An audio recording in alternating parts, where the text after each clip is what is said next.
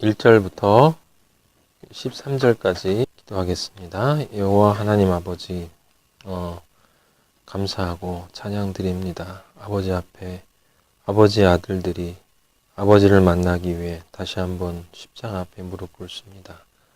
말씀을 보는 것이 아니라 예수님을 볼 수 있도록 우리의 영안을 열어주시고 우리의 귀를 열어주셔서 아버지여 정말 말씀이 들어와 살아 움직이는 역사가 일어날 수 있도록 인도하여 주시옵소서.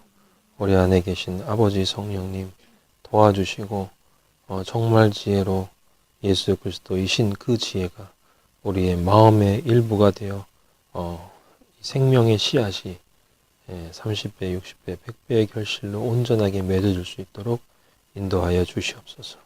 예수 그리스도 이름으로 기도하였습니다. 아멘. 자, 열처녀 비유 이야기는 워낙 유명한 이야기고 또 자주 인용되는 성경 구절이기 때문에 여러분들이 다 잘 아실 거라 생각하고 함께 읽어 나가면서 그 열처녀 가운데 다섯 처녀와 다섯 처녀가 본질적으로 무엇을 의미하는가라고 하는 부분을 깨닫고 넘어가도록 하겠습니다. 안에 숨겨져 있는 이야기를 몇 가지 하면서 지나가도록 하죠. 자, 25장 1절에 이제 열처녀 비유가 나옵니다. 그 전에 우리가 저번 시간까지 우리 뭘 봤습니까?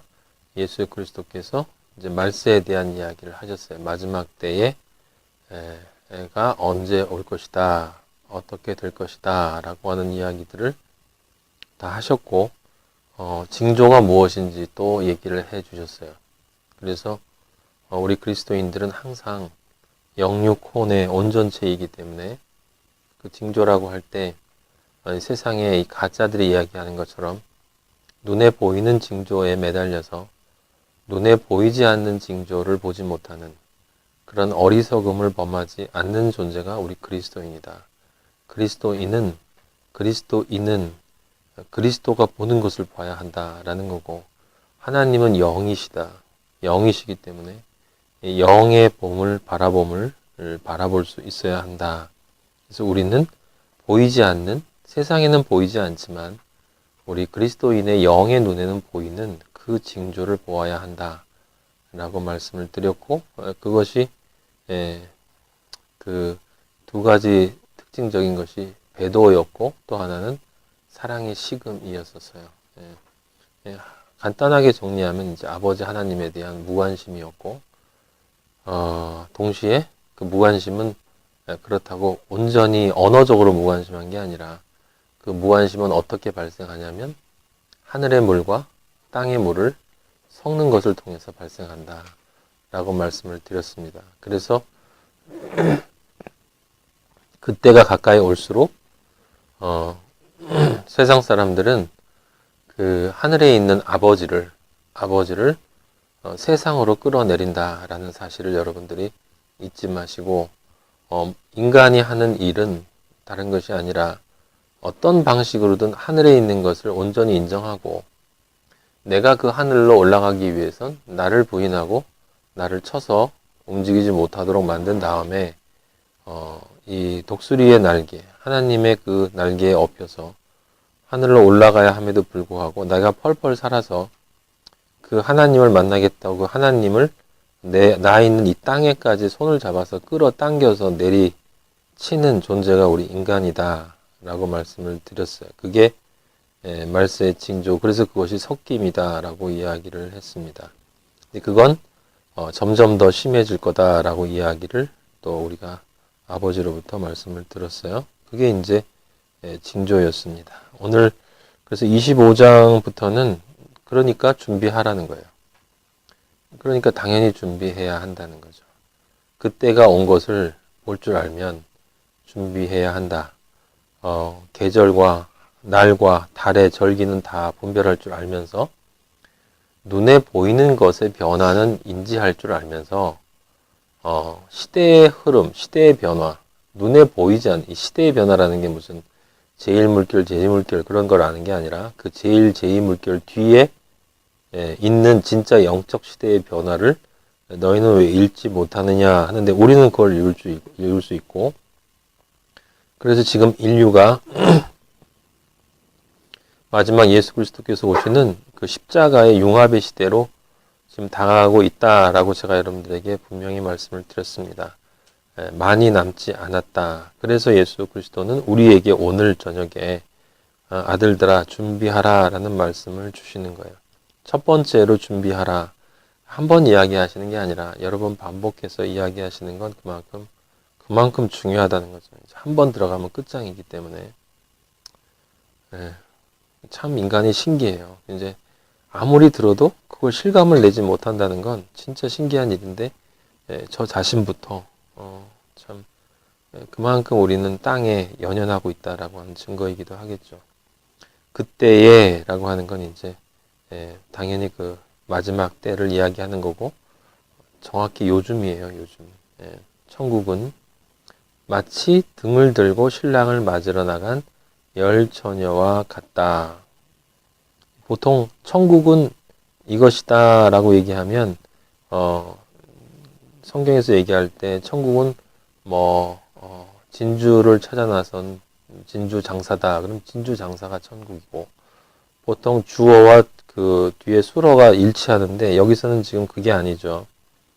천국은 마치 등을 들고 신랑을 맞으러 나간 열 처녀가 아니고, 천국은 천국을 알 수 있는 방법은 마치 등을 들고 나간 신랑을 맞으러 나간 열 처녀를, 그 이야기를 그들을 보면 천국이 무엇인지를 잘 알 수 있다라고 하는 뜻이에요. 여기는 이제 주어 수로가 좀 다른 방식으로 사용이 됐어요. 열 처녀가 왜 열 처녀냐? 신랑을 맞으러 나갔으니까 신랑이 돌아온다는 뜻이고, 따라서 예수 그리스도께서 재림하시는 거고, 우리가 계시록에서 보는 그 혼인잔치가 이제 이루어지기 위해서, 혼인잔치를 이루기 위해서 아버지 예수님이 우리 초소를 실제 이제 궁극적 초소, 종국적 초소, 십자가가 우리의 초소인데, 그 십자가의 영광을 지난 진짜 영광의 초소인 새 예루살렘의 그 초소를 이제 준비를 하셨죠. 준비를 하시고 이제 오실 때에 그때 신랑을 맞으러 우리는 이제 가요. 왜냐하면 신랑과 함께 신랑이 준비한 그 신방으로 가야 하기 때문에, 그래서 혼인잔치를 치러야 하니까, 그래서 우리는 다 처녀들이다. 이 처녀라는 말 속에는 어떤 단어가 들어있니까 10명의 마리아들이라는 거예요. 10명의 마리아들. 남자를 알지 못하는 사람들이에요. 남자를 알지 못하는데 라고 하는 그 사람들. 그래서 오직 우리의 진정한 남편 되시는 그분만을 기다리는 우리 그리스도인들이 신랑을 맞으러 나갔다. 오시니까 당연히 맞으러 나가요. 그렇죠? 그런데 여기서 중요한 건 열 처녀는, 5 처녀는 미련하고 5은 슬기 있는 자라 그랬어요. 그런데 열 처녀가 다 신랑을 맞으러 나갔어요.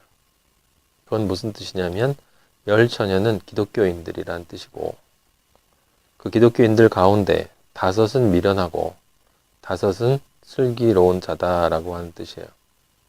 그럼 5이 미련하다는 건 뭐냐? 예수 그리스도께서 이미 얘기하신 것처럼 살리는 것은 영이고 육은 무익하다. 살리는 것 대신에 죽이는 것을 선택하는 건 미련한 거예요.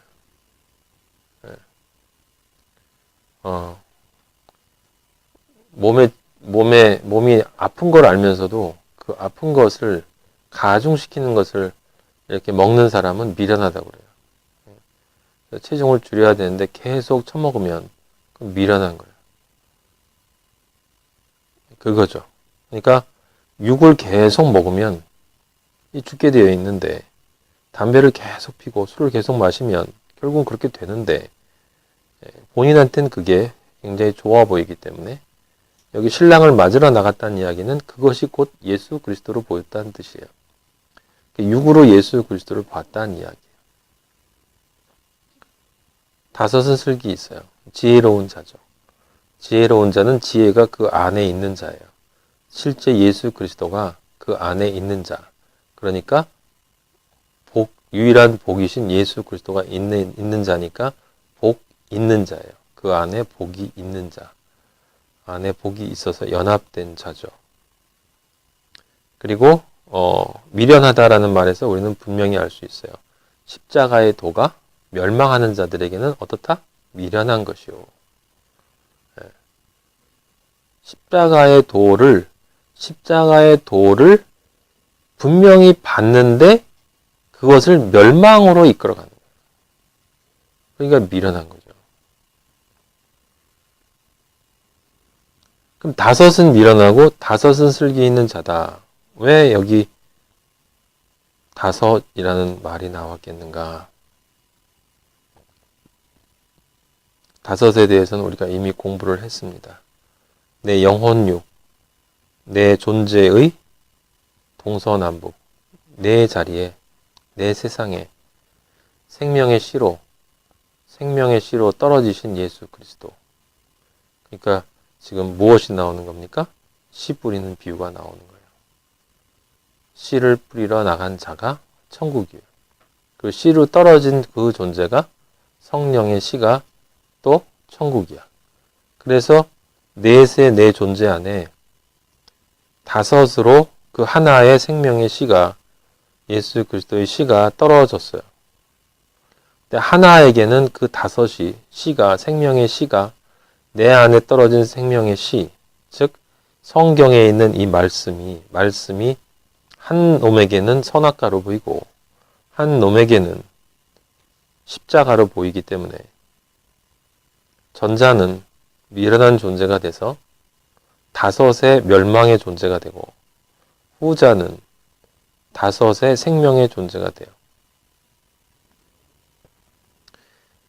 열처녀라고 하는 것은 이 세상의 모든 기독교인들을 설명하는 온전한 숫자를 얘기한 거고, 다섯이라는 것은 5명이 아니라 다섯의 처녀와 다섯의 처녀,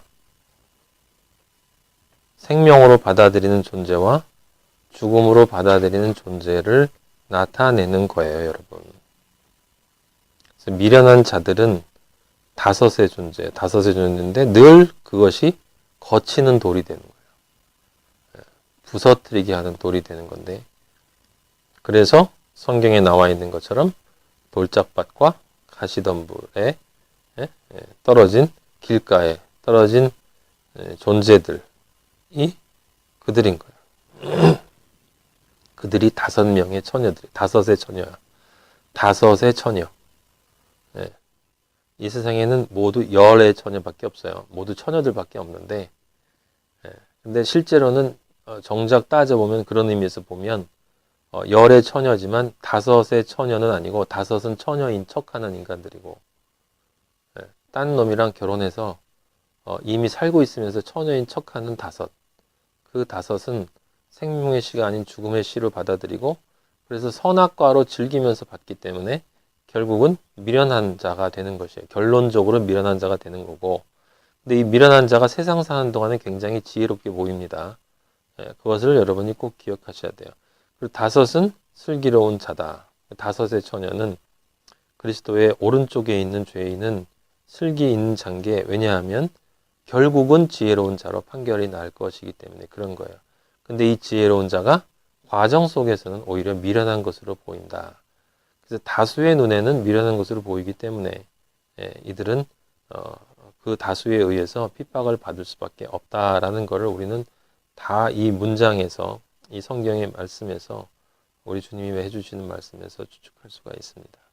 그래서 25장 3절에 보니까 둘 다 맞으러 나갔다 이 말이에요. 그러니까 이들은 다 만나길 원한 사람들이라는 걸 여러분들이 기억하셔야 돼요. 기독교인들이에요. 미련한 자들은 등을 가지되 기름을 가지지 아니하고, 사람들이 다 이야기를 합니다. 이 기름은 성령이다. 뭐 틀린 말이 아니에요. 맞는 말이죠. 슬기 있는 자들은 그릇에 기름을 감아 등과 함께 가져오더니 라고 얘기했어요. 성령을 담아왔어. 그래서 하나는 준비한 존재가 되고 하나는 준비하지 않은 존재가 됩니다. 그런데 도대체 성령을 담았다는 게, 기름을 담았다는 게 무슨 뜻이냐라는 것을 모르면 그 말을 안다고 해도 아무 소용이 없다라고 하는 것입니다. 성령을 가지고 오는 것과 기름을 가지고 오는 것과 기름을 가지고 오지 않는 것이 무슨 차이가 있느냐. 그 뒤에를 보면 이제 설명이 되어 있는데, 신랑이 더디 오므로 다 졸며 잘세. 예.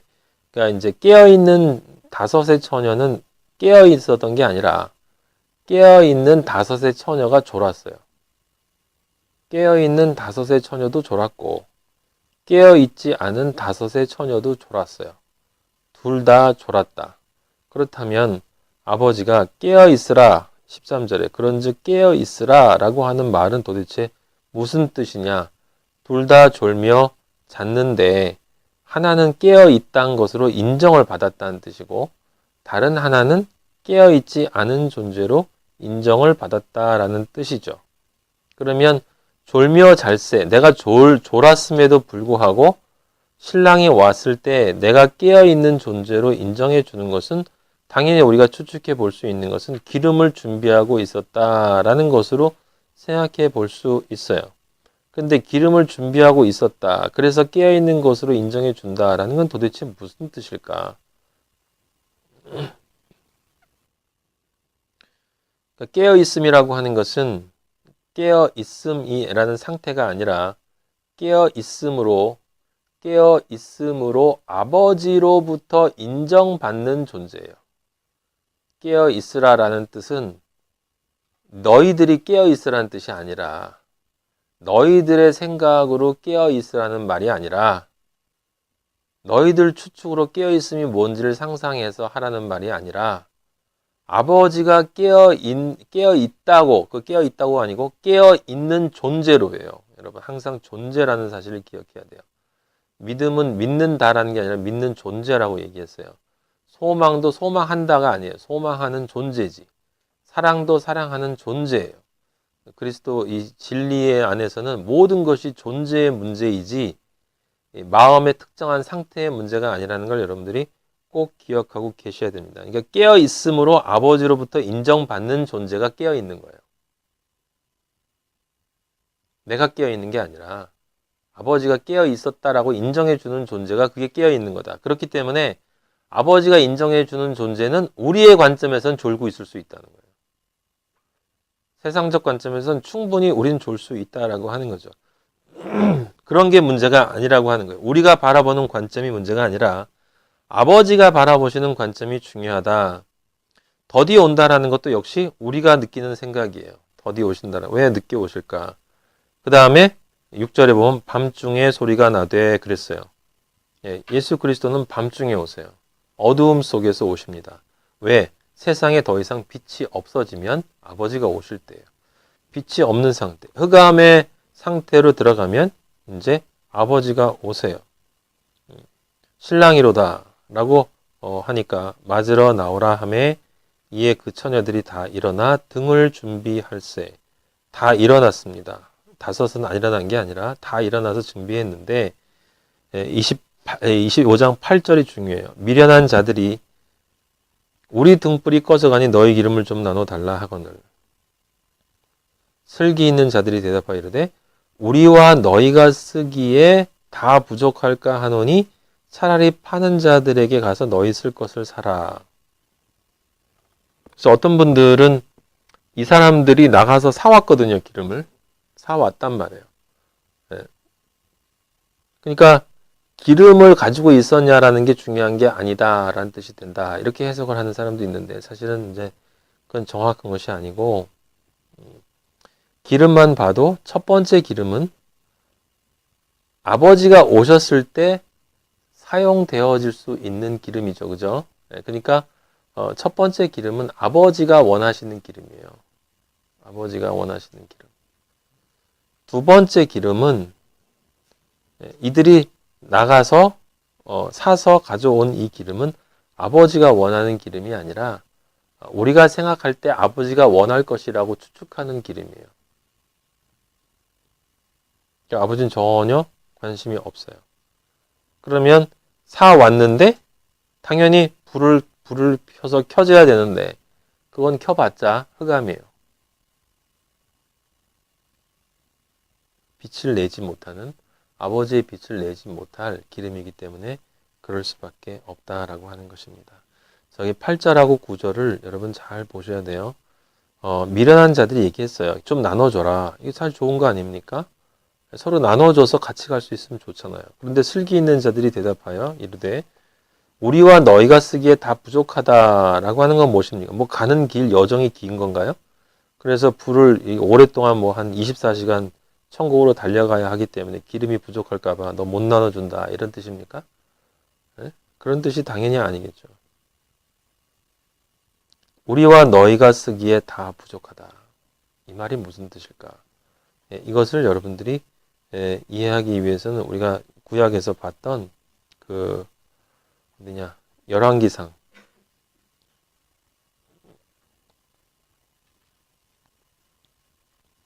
열왕기상의 3장 16절 그 솔로몬의 재판을 다시 봐야 돼요. 여기에 다시는 그 얘기거든요.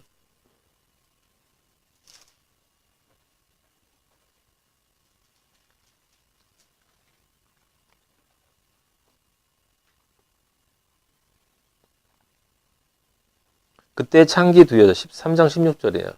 열왕기상 3장 16절. 이 솔로몬의 재판을 이야기하면서 하나님의 지혜를 받은 사람은 솔로몬처럼 이렇게 재판을 잘 할 수 있다라고 얘기하는 사람들은 다 가짜라고 보시면 돼요. 이거는 최후의 심판을 이야기하는 얘기입니다. 솔로몬의 재판은. 창기 두 여자가 말씀드린 것처럼 솔로몬은 그 뒤에 재판을 안 해요. 그 뒤에는 새 예루살렘이 지어집니다. 성전이 지어진 얘기가 나와요. 그때 창기 두 여자가 왕에게 와서 이게 뭡니까? 지금 5 여자와 5의 여자예요. 창기 두 여자.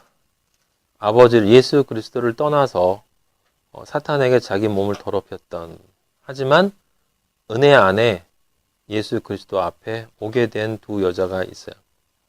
한 여자는 말하되 함께 해산했는데 한 집에서 사는데 어디요? 세상에서 같이 살았다는 얘기죠. 우리는 세상에 사는 열 처녀라는 거예요. 이 사람도 5의 처녀고 나도 5의 처녀이기 때문에 당신 앞에 왔습니다. 내가 해산한 지 사흘 만에 이 여자도 해산하고 우리와 함께 있었고 우리들 외에는 집에 다른 사람이 없었나이다. 그죠? 세상에는 다 창기들밖에 없어요. 10명의 처녀들밖에 없어요. 이 세상에는. 사흘 만에 이 여자도 해산했다라고 하는 것을 통해 이 사람도 구원받은 존재처럼 보입니다. 3일 만에 3으로 구원받았다. 영혼 육을 아버지 하나님, 예수 그리스도 아버지, 성령 아버지의 희생을 통해서 그 십자가의 사랑을 통해 구원한 것으로 보이는 사람입니다. 그런데 밤에 저 여자가 그의 아들 위에 누움으로 그의 아들이 죽었다. 그가 밤중에 일어나 이 여종 내가 잠든 사이에 내 아들을 내 곁에서 가져다가 자기의 품에 누이고 자기의 죽은 아들을 내 품에 누였나이다. 3장 19절에 3장 18절과 비교해 보면 사흘 만에 나와서 이 사람도 그리스도인처럼 보이는데 그 여자는 아들 위에 누워서 아들을 죽였어요. 아들이 얼마나 중요한지 가치를 깨닫고 있지 못했기 때문에 그 생명을 온전히 보존할 수 있는 마음도 없었고 능력도 없었다. 예수 그리스도가 진리의 말씀이 내 안에 들어왔는데 그것이 얼마나 가치 있는 것인지를 알지를 못하는 거예요.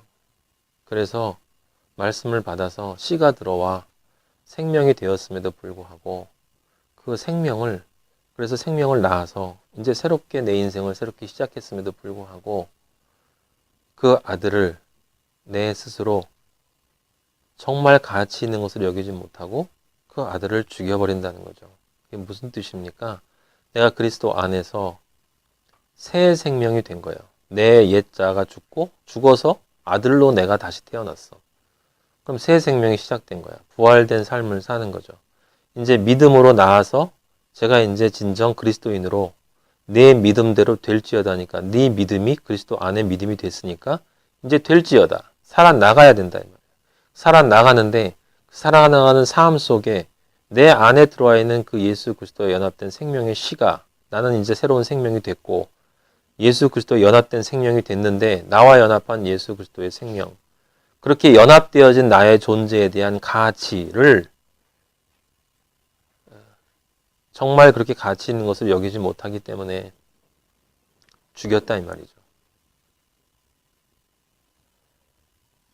관심이 없다 하는 거예요. 진짜 그 가치가 뭔지를 모른다는 거예요.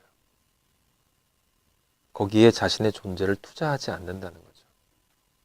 이 뒤에 나오는 얘기처럼 장사를 안 해. 무엇을 주고 무엇을 바꿔야 할지를 몰라.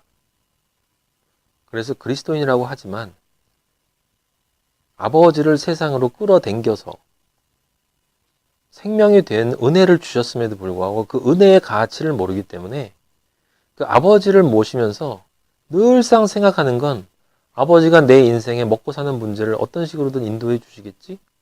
이 정도의 신앙에서 잘하질 못하는 거예요. 잘하지 못하면 죽는 거예요. 자전거 하다가 돌리다가 멈추면 넘어지는 것처럼 비행기가 뒤로 이걸 뿜다가 멈추면 떨어지는 것처럼 신앙도 마찬가지다. 신앙은 성장하지 못하면 죽는 거예요. 성장하지 못하면 죽는 거예요. 다시 한번, 성장하지 못하면 죽은 거예요. 머물러 있는 신앙은 없어요. 머물러 있다는 것 자체가 죽었다는 증거예요. 이 여자는 가치를 몰랐어요. 이게 기름을 준비하지 않은 거예요. 왜 기름을 준비하지 못했어요? 실수로? 아니, 신랑을 맞이하러 갔지만 그 등불을 가진 존재로서 내가 존재해야 되는, 깨어있는 존재가 어떤 가치를 가지는가를 이해하지 못했다는 것이고, 그건 실제로는 신랑을 맞으러 나갔지만 내가 생각하는 신랑은 실제 오는 신랑과 다른 모습이라는 거예요. 근데 아들이 죽었다고 밤중에 일어나서 내가 잠든 사이에 내 아들을 내 곁에서 가져다가 자기의 품에 누이고 자기의 죽은 아들을 내 품에 뉘었나이다. 지금 이 여자가 뭔 짓 한 거죠? 네 기름 좀 나눠줘 한 거예요. 네 기름 좀 나눠줘. 나도 살아야지. 너 혼자 살려고? 나도 천국 가야지. 라고 얘기를 하는 거예요. 사실 관심도 없으면서. 그래서 이 그리스도인이 아침에 내가 내 아들을 젖먹이려고 일어나 본즉 성령의 말씀으로 이제 내가 하려고 하는데, 내가 내 삶을 아버지께서 원하시는 그 성숙한 자리로 올려가려고 하는데 이게 혼탁하게 됐다 이 말이죠. 내가 낳은 아들이 아니더다. 이게 무슨 소리예요? 죽은 아들이 내 안에 있더라. 나는 그런 존재가 아닌데 내 거를 가져가면서 나를 뭐로 만들어요? 내가 아닌 존재가 돼버린 거야. 이걸 여러분들 오해하시면 안 돼요. 내 아들을 가져다가 자기 품에 뉘었다는 것은, 그리고 그 죽은 아들을 내 품에 뉘었다는 것은, 지금 우리가 조금 전에 여러분 그 구절 다시 돌아 읽어봐요. 지금 여기 그 마태복음에 잘 들으셔야 돼요, 여러분. 예. 마태복음에 처녀들이 일어나서 뭐라고 그러냐면, 슬기인 자에 대답했어요. 우리와 너희가 쓰기에 다 부족하다. 이 말이 무슨 뜻이냐면, 한 사람이 쓰면 한 사람은 반드시 못 쓴다는 뜻이에요. 이게 부족하다는 뜻이 아니라, 하나가 죽으면 하나가 살고 하나가 살면 하나가 죽는다는 뜻이에요. 그러니까 지금 그거랑 똑같은 얘기가 지금 여기 열왕기 상에서 나온 거란 말이에요, 여러분. 열왕기 상에서 나온 거예요. 그래서 이 구원이라는 것, 진리라는 것, 아버지의 아들로 완성되어진다라는 것은 무슨 뜻이냐면, 누군가에게 그것을 나눠주고 하고 자시고 할 게 아니라는 거예요. 그건 절대로 나눠줄 수 없는 것이다라는 뜻이에요. 왜? 내 생명이기 때문에. 내 생명이기 때문에 내가 뼈를 짜서 낳은 내 아들이다. 나는 죽고 내 옛자아는 죽고 새롭게 태어난 생명의 아들이기 때문에 그 아들을 누구랑 바꿔? 섞을 수 있는 게 아니고 양보할 수 있는 게 아니야. 양보할 수도 없어. 너와 우리가 쓰기가 다 부족하다는 이야기는, 이건 우리 둘이 쓸 수가 없던 뜻이라는 거예요. 우리 둘이 같이 쓸 수 있는 게 아니야. 너 아직도 아직도 이해를 못했니? 대충 묻어서 천국 갈 수 있다고 생각해? 진리의 사람들 옆에서 같이 있으면 너도 천국 갈 거라고 생각하니? 그건 이런 얘기죠. 너희가 마하나의 만에 들어있다고 너희가 다 같이 천국 갈 거라고 생각해? 천국은 그렇게 단체로 가는 게 아니야. 네가 생명이 됐느냐? 그리고 그 생명의 가치를 그게 얼마나 중요한지를 정말 알고 있니, 네가? 그것을 위해서 장사할 수 있는 준비가 되어 있어? 무엇을 지불할 수 있어? 그것을 위해서. 근데 뭐 자다가 뭐 심심해서 잘못해서 죽으면 죽었나 보다. 또 가져오면 되지 뭐. 아, 좀 살다가 힘들면 뭐 덜 믿다가 뭐 또 여건 되면 또 믿고 이렇게 살면 되는 거 아니에요? 그래서 어쨌든 뭐 난 아버지 오면 나 맞으러 나갈 거고 제가 주여 주여 할 거거든요. 저 예수님 다 알거든요. 복음도 알고 예수님 믿으면 천국 간다며요. 저 예수님 믿어요. 세례도 받았고요.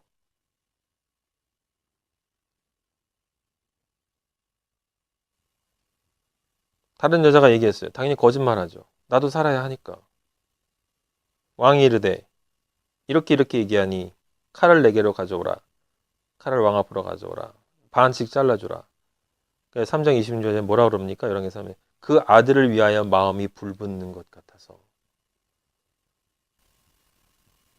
이 생명이 아버지가 주시는 이 생명이 얼마나 귀중한지를 너무나 분명하게 알고 있기 때문에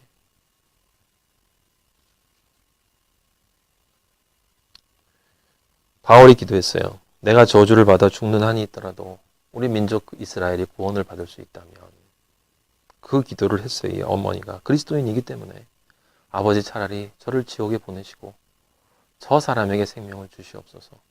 어차피 이 생명은 나눠 가질 수 없는 것. 만약에 저 사람이 구원받고 제가 그 구원에 대한 희생양이 되어야 한다면 저 사람이 구원받기 위해서 아버지 제가 어떤 것이라도 감수하겠습니다. 그리스도의 사랑이 그것 아닙니까? 내가 죽어 다른 사람의 생명을 살리는 것.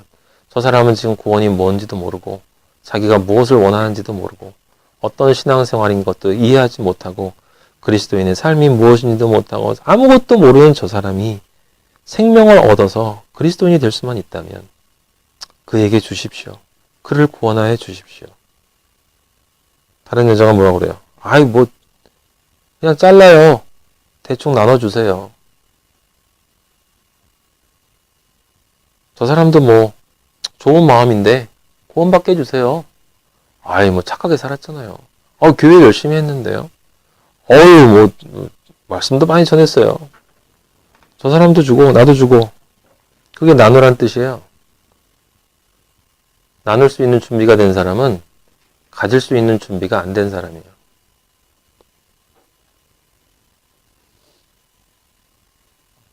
왕이 대답했어요. 예수 그리스도께서 말씀하시는 거죠. 네가 내 아들이다. 네가 내 아들이다. 나 너 몰라. 나가.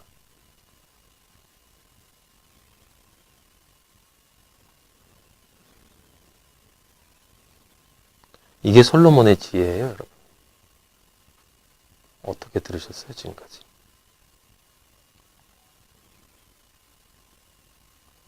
다시 돌아갑니다. 마태복음 25장 9절.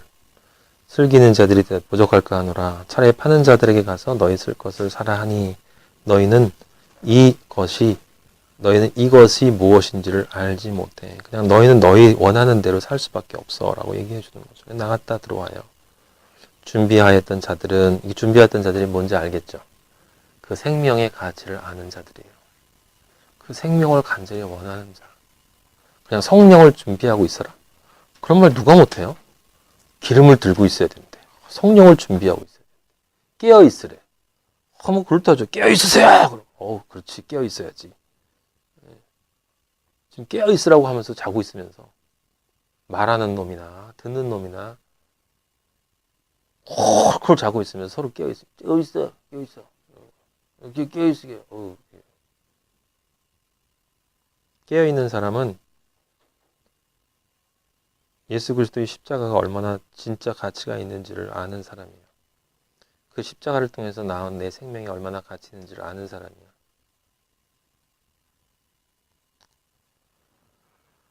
그리고 그 십자가를 당연히 바라볼 수밖에 없고 그 생명의 가치 있기 때문에 십자가로 내가 완성되어져야 되는 것을 당연히 아니까 매일 내가 날 쳐서 겸손하고 예수를 십자가 앞에서 아니 어디 예수님 앞에서 깝죽대요.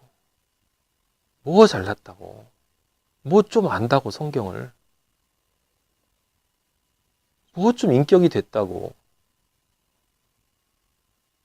제가 인간적으로 봐도 같지 않은데 아버지가 볼 때 얼마나 웃기겠냐고 제 얘기하는 거예요. 아버지한테 맨날 회개 기도를 해요. 아버지 제발 저를 죽여주십시오. 쥐어뜯고 또 쥐어뜯어도 이 더러운 영혼 안에서 쏟아져 나오는 이 나를 드러내려고 하는 이 근원적인 이 더럽고 더러운 이거 어떻게든 내 잘났다고 어떤 방법을 통해서든 심지어 예수 그리스도 이 진리의 복음 가지고도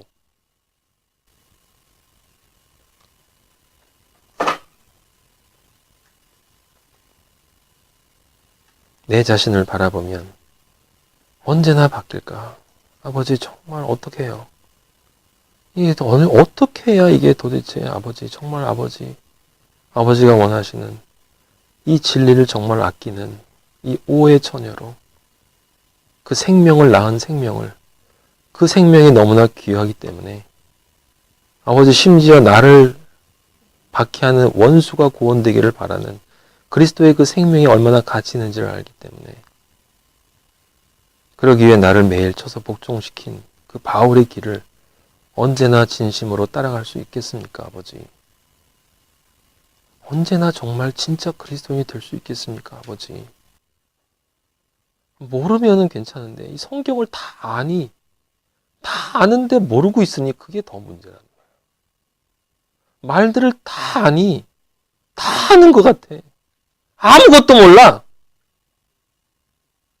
왜? 그렇게 안 사니까.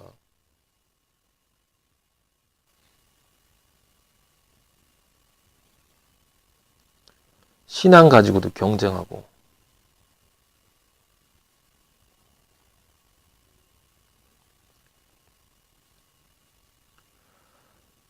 예수님은 말씀하세요. 그런즉 깨어 있어라. 정말 결코 포기할 수 없는 그것이 정말 너에게 결코 포기할 수 없는 것이니 그러면 그거를 잘 간직하고 있어야 돼. 그것의 중요성을 절대 잊어버리면 안 된다. 포기하면 안 된다. 꼭 붙잡아라.